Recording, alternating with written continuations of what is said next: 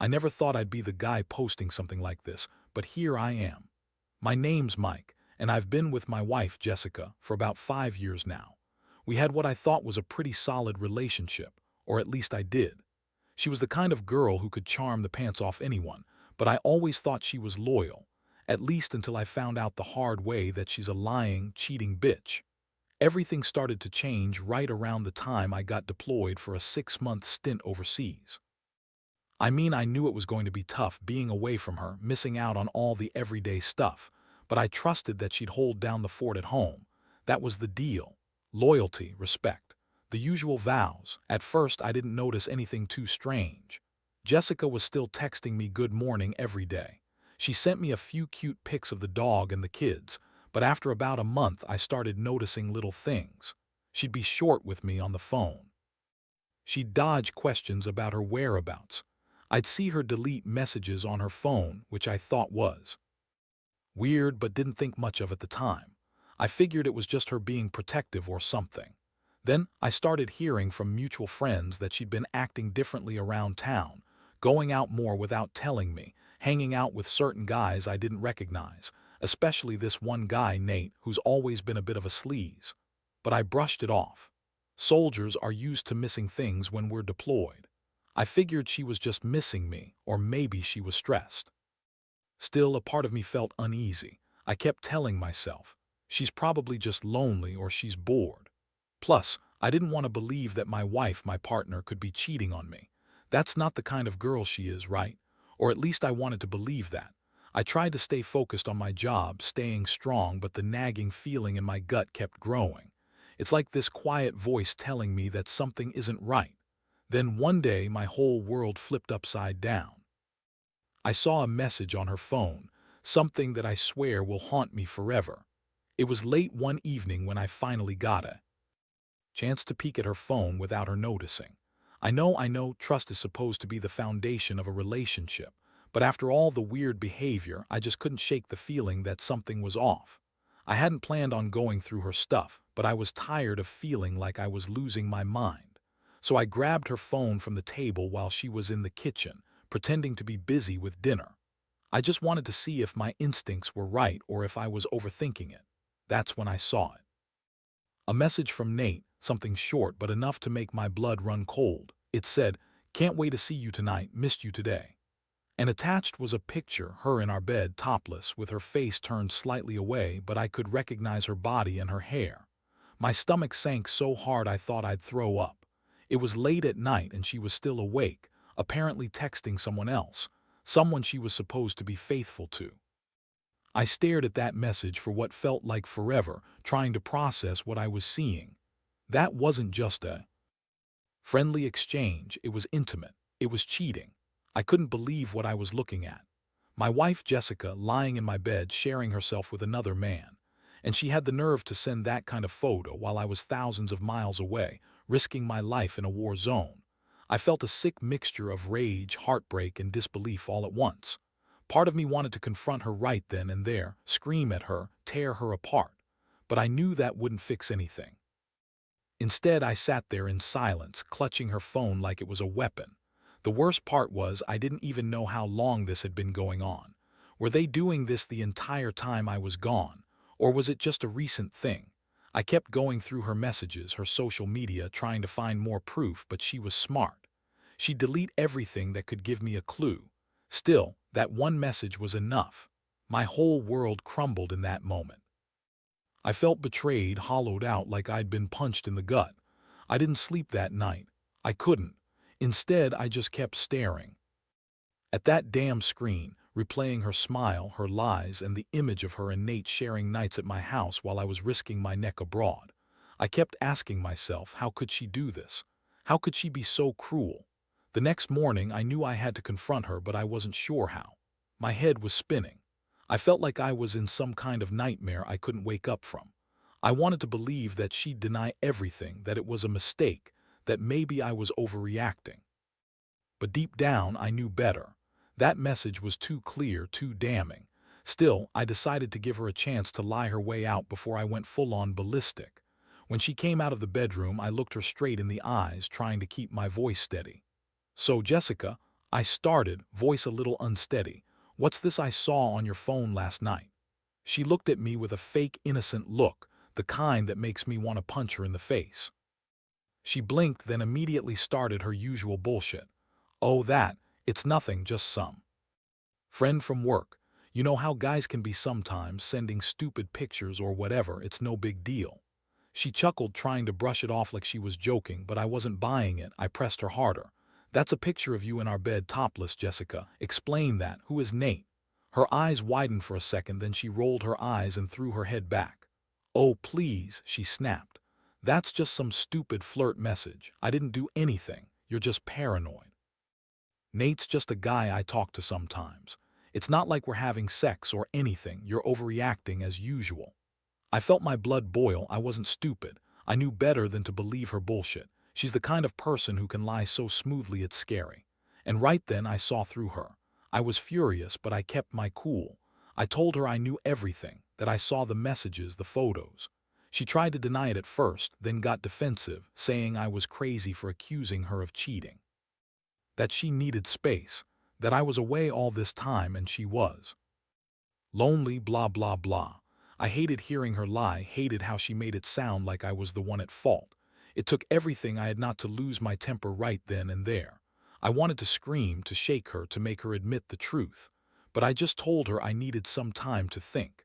I couldn't even look at her the same way anymore. That day, I went for a long walk to clear my head. I felt like I had been punched in the stomach 100 times. The woman I loved, the woman I fought for, had been sleeping with my best friend while I was out risking my life. How much more could I take? Every memory, every moment I thought was real suddenly felt like a lie. I kept asking myself, how did I miss all the signs? Was I blind? Or was I just that stupid to trust her? That night I lay awake, staring at the ceiling, knowing that my world had just shattered, and I wasn't even sure how to start putting it back together. The days that followed were a blur. I couldn't eat, couldn't sleep. Every time I closed my eyes, I saw that picture, her in our bed, the smile she gave Nate, the way she lied and lied and lied. I kept replaying our conversations, her excuses, her fake tears when I confronted her. She played it up like she was the victim, like I was the crazy one. You don't understand, she said. Nate means nothing. It's just sex, and I was drunk and I was stupid. Yeah, right. That's what she kept telling herself, but I knew the truth was way darker. She'd been lying to my face for months. She was a cheat, a liar, a manipulator. I remember the moment I finally decided I'd had enough. I sat down with her, cold as ice, and told her I was done. Not just with her, but with this whole damn relationship. I told her I never wanted to see her again, that I was filing for divorce. She looked stunned, like she thought I'd crumble, beg her to stay. But I wasn't about to be her fool anymore. I told her she could take her little pregnancy test, her lies, her cheating ass, and go to hell. I wanted nothing to do with her anymore. I felt a strange sense of relief, even though the pain was still there. But here, where things got even more fucked up, because I knew I couldn't just walk away silent. I wanted her to regret what she'd done. I wanted her to feel the hell I was going through, so I started planning my revenge. At first, I thought about just confronting Nate, telling him he was a piece of shit and that I knew what he'd done. But then I realized that wouldn't be enough. I wanted to hit her where it hurt, make her understand how much she'd screwed me over. I needed a plan, something she'd never see coming. I started collecting evidence, screenshots, timestamps, everything I could get my hands on. I wanted her to see that I knew every lie, every sneaky moment she'd ever had with Nate. I even hired a private investigator to dig a little deeper, just to be sure I had everything I needed. I didn't want to go into this blindly. I wanted her to feel the full weight of her betrayal. When I finally sat her down for the last time, I made sure she understood I'd uncovered everything and I wasn't going to let her get away with it. That's when I told her I'd destroy her, not physically but emotionally. I was going to make her regret ever crossing me. After I laid everything out, proofs, recordings, the investigators' reports, I could see the panic in her eyes. Jessica tried to deny it all, of course, throwing out more lies like she was trying to save her skin. You're overreacting, she said, trembling. Nate and I are just friends. I didn't mean for any of this to happen. I was drunk that night and I didn't think it would go this far. Yeah, I bet she told herself that, just like she told me she was just tired or needed space during our conversations. But I wasn't buying her bullshit anymore. My plan was simple. I would expose her to everyone who mattered. Her friends, her family, even her work colleagues. I wanted her to feel the shame, the humiliation she so richly deserved. I started calling her out in front of everyone, showing them the evidence, telling them how she'd been lying and cheating behind my back. That was the moment I felt like I was finally taking control again, showing her that I wasn't the fool she thought I was. She tried to cry, tried to plead, but I shut her down every time. The worst part was watching her try to spin her lies, trying to make herself the victim. "You don't understand, Mike," she said with that bitchy attitude she always had. "I was lonely and Nate was there for me. You were gone all the time, you didn't care about me anymore." I looked at her, pure disgust burning inside me. She'd lied so much she even convinced herself she was the victim. That made me realize just how deeply she'd manipulated everyone around her. I couldn't believe I'd been that blind. The fallout was swift. Her friends turned against her once they saw the evidence. Her family was furious, some disappointed, others outright furious. She tried to deny everything, even as her reputation crumbled. Meanwhile, I stayed quiet, letting the chaos unfold. I knew this was her punishment, her downfall. I didn't need to do anything more, just let her own lies destroy her. I moved out of the house, rented a place nearby, and tried to get my head straight. Honestly, I felt a strange mix of relief and heartbreak. I'd lost my wife, but I was finally free from her lies. The pain still lingered, but I knew I'd start to heal eventually. Still, I couldn't help but wonder how someone I loved could turn into such a monster. In the weeks that followed, I kept reflecting on everything. How I got to this point, how I trusted someone who was capable of lying and cheating so effortlessly. The worst part was knowing she'd probably never truly understand the damage she'd done, that she'd used me and then discarded me like trash. I thought about the future, about what I wanted, and honestly, I realized I didn't want to spend my life with someone who could lie so coldly, betray so deeply. It was a bitter lesson, but one I had to learn the hard way. I filed for divorce, and surprisingly, it was pretty straightforward. Jessica tried to play the victim, trying to guilt me into staying or at least giving her another chance. But I wasn't naive anymore. I saw her true face, and I knew I deserved better. I learned that sometimes you have to lose everything to find yourself again. That trust, once broken this badly, isn't something you can just glue back together. You have to walk away, rebuild, and learn to be cautious with your heart. Looking back, I see how naive I was to think I could keep everything perfect, to ignore the little signs.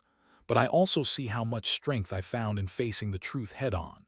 It's not easy, and honestly, I still feel the sting of betrayal every now and then. But I've started to move on. I've cut out the toxic, fake person from my life and focused on what really matters: my kids, my job, my own peace of mind. If I could give anyone advice from this nightmare, it would be this: trust is fragile.